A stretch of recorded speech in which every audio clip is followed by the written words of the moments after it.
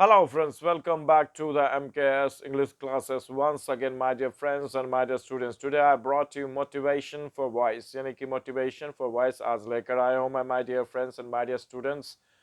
मैं इसलिए लाया हूँ कि ताकि वॉइस पढ़ने में आपको कोई परेशानी नहीं हो। कुछ बातें होती है, कुछ बातों को जानकारी रखना पड़ता है वॉइस पढ़ने के लिए, इसलिए मैं आप लोगों के लिए लाया हूँ मोटिवेशन फॉर वॉइस। तो देखिए, वॉइस पढ़ना तो बहुत ज़रूरी है और पढ़ना भी चाहिए, क्योंकि हम है सो रोमांचक बना सकते हैं। वॉइस पढ़ते हैं तो लेखन की कला को हम रोमांचक बना सकते हैं, इसलिए हमें क्या करना, वॉइस पढ़ना चाहिए।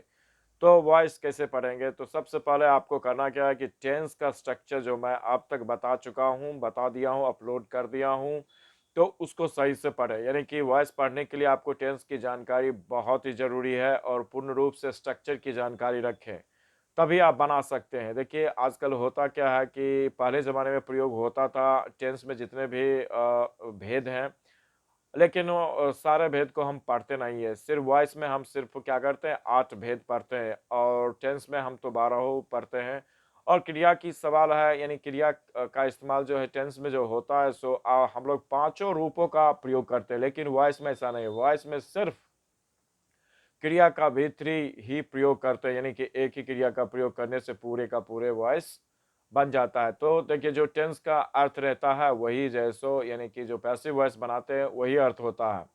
अर्थ में कोई भी परिवर्तन नहीं होता, बल्कि हम करते क्या है, सब्जेक्ट को और ऑब्जेक्ट को देखते हैं। यानी कि टेंस में देखिएगा तो सब्जेक्ट को हम प्रधानता देते हैं और वॉइस में करते क्या है कि ऑब्जेक्ट को प्रधानता देते हैं। और कभी कभी होता क्या कि हम बाय के बाद जो एजेंट होता है हम उसे हटा देते हैं, ताकि आपको लगे, रहस्यमय लगे कि भाई क्या हो रहा है और किसने किया। तो ये बातें जानने के लिए हम लोग क्या करते हैं कि बाय एजेंट को हम ओमिट कर देते हैं, यानी कि लोप कर देते हैं, हटा देते हैं वॉइस में। और टेंस में क्या है कि क्लियर अर्थ देने के, यानी कि एक्टिव वॉइस में क्लियर अर्थ देने के लिए हम लोग ऐसे पूर्ण वाक्य को बनाते हैं, ताकि आपको समझ में ज़्यादा आया। और हम लोग ऐसो वॉइस में करते क्या है कि रोमांच, यानी कि कोई भी उस सेंटेंस को रोमांचक बनाने के लिए, यानी कि लगे कि भाई क्या क्या, तो ऐसा करके आपको एक रहस्यमय लगेगा, तो इसलिए हम लोग वॉइस का प्रयोग करते हैं। तो कुछ भी नहीं, टेंस जो वॉइस है सो हम लोग क्या करते हैं कि एक ट्रांसफॉर्मेशन है, यानी कि जो अर्थ एक्टिव वॉइस, यानी कि टेंस में जो होता है वही जो है सो अर्थ जो भी सो वॉइस में ही, पैसिव वॉइस में ही होता है। तो अर्थ का कोई भी परिवर्तन नहीं होता, लेकिन हम लोग क्या करते हैं कि वाक्य का जो है सो, जो टेंस का वाक्य होता है और जो वॉइस का यानी पैसिव वॉइस में जो होता है सो रूप बदल जाता है, लेकिन अर्थ बिल्कुल ही नहीं बदलता है, my dear friends and my dear students. तो वॉइस पढ़ने के लिए हमें क्या करना है कि क्रिया का तीसरा रूप ही इस्तेमाल करते हैं, लेकिन टेंस में हम लोग क्या करते हैं, क्रिया का पांचों रूप याद यानी कि इस्तेमाल करते हैं।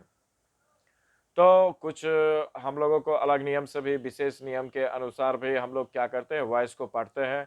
और टेंस में ऐसा नहीं है, जो टेंस है सो टेंस है, 12 भेद पढ़ने के बाद ही कंप्लीट हो जाता है, लेकिन हम लोग वॉइस में क्या करते हैं कि स्पेशल रूल्स है उसको भी पढ़ना पड़ता है।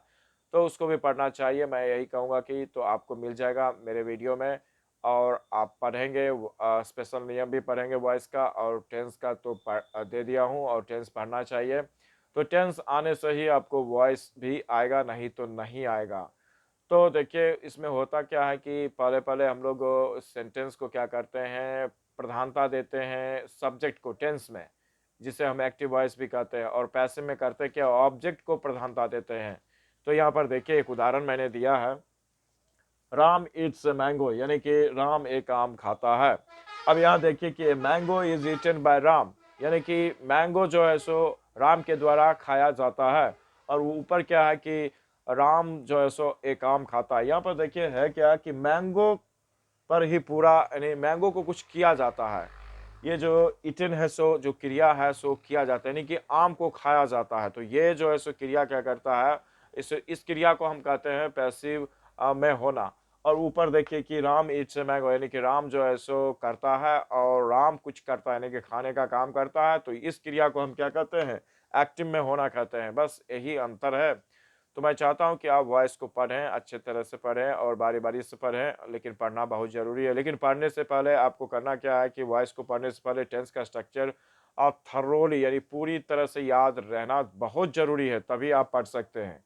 तो याद करें सबसे पहले टेंस का स्ट्रक्चर, उसके बाद तो वॉइस आसानी हो जाएगा। तो मैं चाहता हूँ कि आप पढ़ें, अच्छे से पढ़ें और टेंस को सबसे पहले अच्छे से पढ़ें। तो मैं आपसे विदा लेना चाहता हूँ, जाना चाहता हूँ और नेक्स्ट वीडियो की तैयारी करना चाहता हूँ। तो जाने से पहले मैं आप लोगों को एक रिक्वेस्ट करना चाहता हूँ कि please subscribe my channel and press the bell icon so that you can get the notification of the next video at the right time. Till then, bye bye, see you, goodbye, and have a nice day. Moreover, thank you.